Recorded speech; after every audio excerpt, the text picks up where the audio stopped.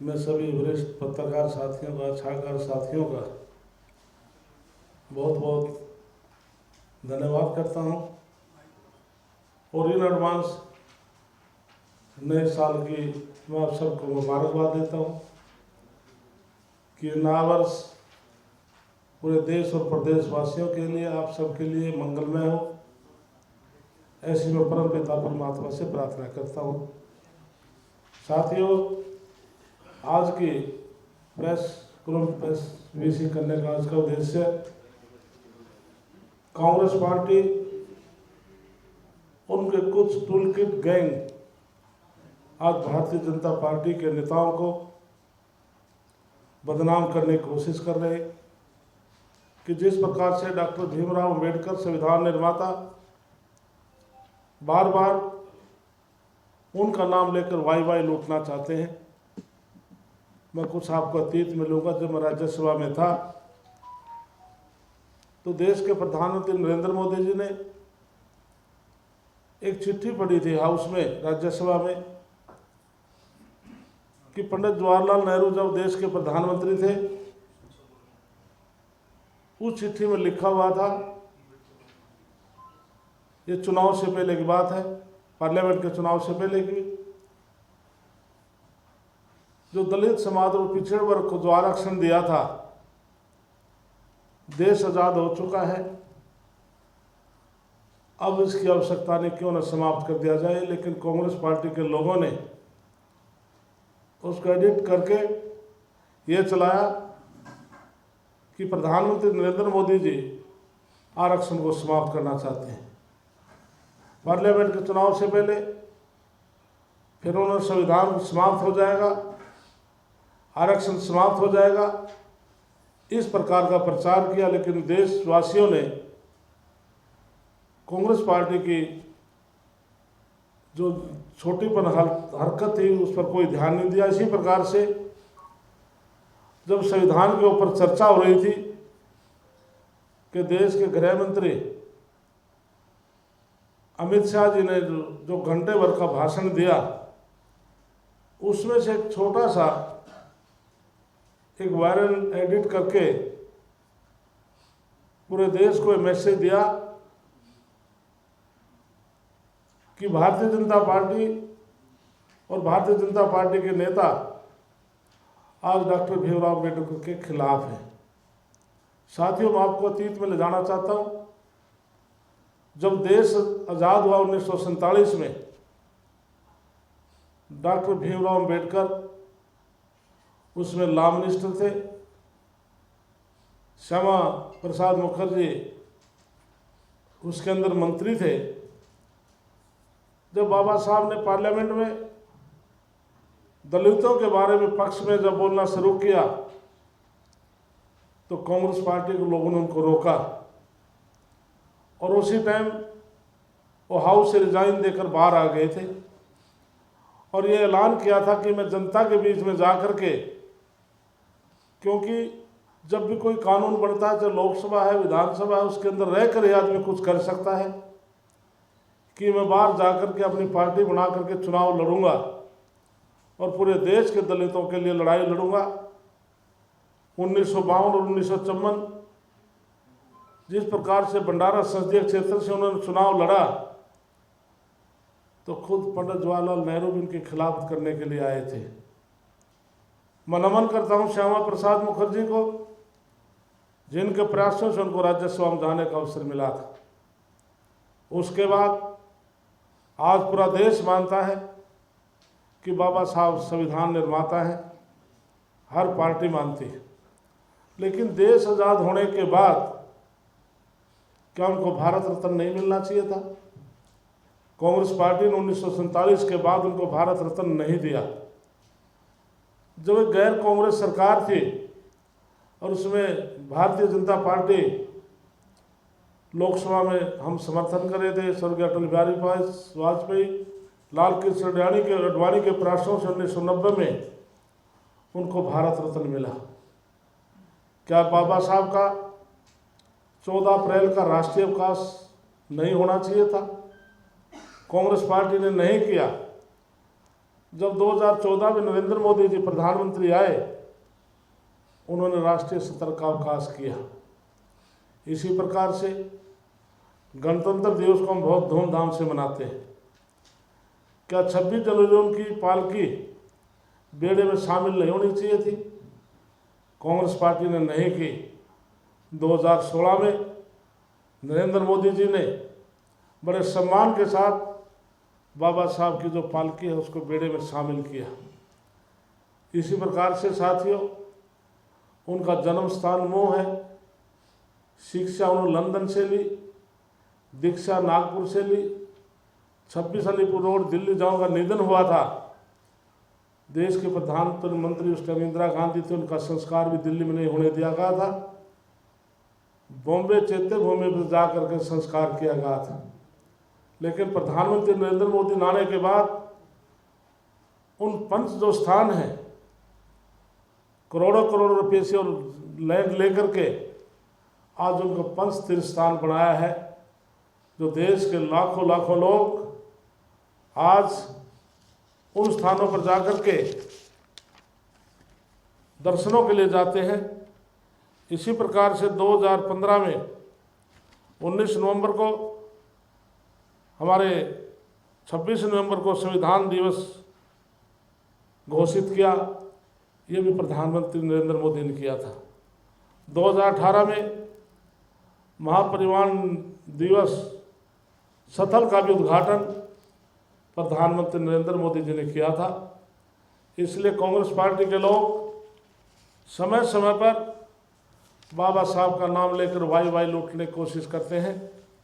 तो इसलिए देश का जो दलित समाज, अनुसूचित जाति समाज और हमारे जो विशेष तौर से महिलाएं हैं, उन सबको बाबा साहब ने आगे बढ़ाने का काम किया, उनको वोट का अधिकार दिलाया।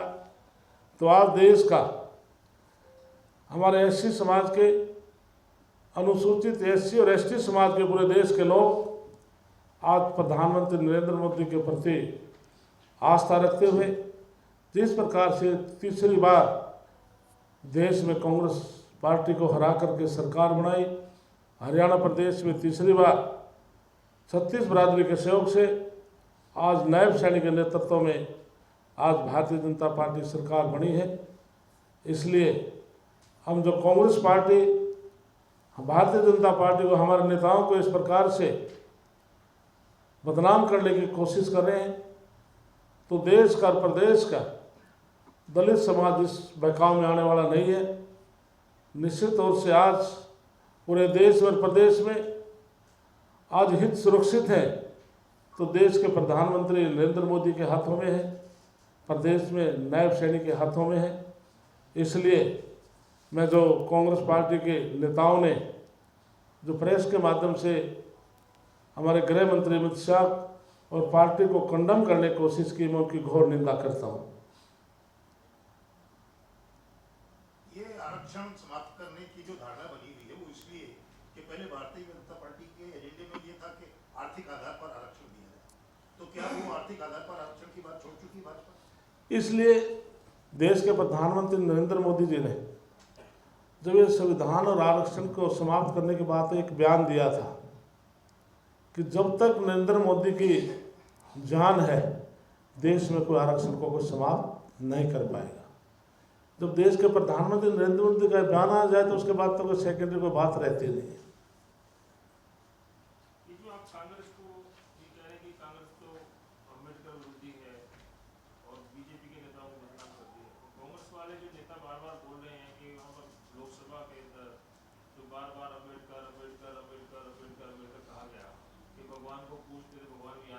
ऐसे इसको उन्होंने सबसे ज्यादा पॉइंट बताया कि अम्बेडकर जी को उस तरीके से उनका रिस्पेक्ट नहीं दिया गया जिस तरीके से रिस्पेक्ट देना। दिमान साहब, अमित शाह जी के मन में ऐसी बात नहीं थी।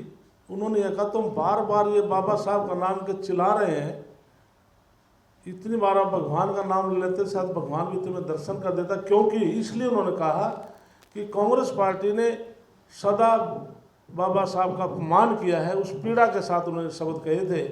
आज आपको बाबा साहब नजर आने लग गए और अपने समय में आपने बाबा साहब को सम्मान नहीं दिया, उस पीड़ा के साथ उनके शब्द थे। अदरवाइज आज पूरी पार्टी और हमारे नेता बाबा साहब को सम्मान देते हैं और देते रहेंगे। आपको लगता है कि ये तमाम चीजें पॉलिटिकल वेंडेटा की तरफ होती है? इलेक्शन आता है, दिल्ली में चुनाव, पहले हरियाणा में चुनाव, जानबूझकर इस तरीके के? इसलिए कांग्रेस पार्टी, मैं कहता हूं केंद्र और प्रदेश के जो नेता अभी सदमे से बाहर नहीं आए, ये जो भी पत्ता फेंकते हैं उसमें फेल होते हैं। जिस प्रकार से हरियाणा के अंदर पार्लियामेंट के चुनाव के बाद इन्होंने वाही लूटनी शुरू कर दी थी, पूरे देश में बदलाव होगा, जहाँ भी बाई इलेक्शन होंगे कांग्रेस आएगी, हरियाणा में कांग्रेस आएगी, तो इसलिए लोग समझ चुके थे कि हम नहीं कहते कि पार्टी में कई बार टिकटों के बंटवारे में थोड़ा बहुत फेरबदल रह जाता है, कुछ चूक रही होगी, मैं नहीं मानता, ये संगठन का वरिष्ठ नेताओं का काम था। लेकिन भारतीय जनता पार्टी की ये स्थिति नहीं थी कि हमारी 5 सीट आए, वो आपको भी पता है। लेकिन पार्लियामेंट में साबित कर दिया, पार्लियामेंट के चुनाव के बाद असेंबली में, कि हरियाणा प्रदेश के लोग आज भारतीय जनता पार्टी के साथ हैं। कितनी सीटें ऐसी हैं, बहुत कम मार्जिन से भी हमारे हैं। तो निश्चित तौर से इसको अवसर महाराष्ट्र के ऊपर भी गया, उत्तर प्रदेश बाई इलेक्शन के ऊपर भी गया। तो इसलिए हरियाणा प्रदेश के अंदर जो चुनाव में लोगों ने मन दिखाया है, और इन एडवांस मैं आपको याद बात कह सकता हूँ, मैं नहीं बोल रहा, आज हरियाणा प्रदेश की जनता ने बोलना शुरू कर दिया है। आपके बीच में आपको कहते होंगे कि जिस प्रकार से गुजरात में 25 साल तक लगातार नरेंद्र मोदी जी वहाँ के मुख्यमंत्री रहे हैं, तो हरियाणा प्रदेश में 25 साल अब भारतीय जनता पार्टी सरकार जाने वाली नहीं है। प्रदेश कांग्रेस के अध्यक्ष हैं उदय मान जी,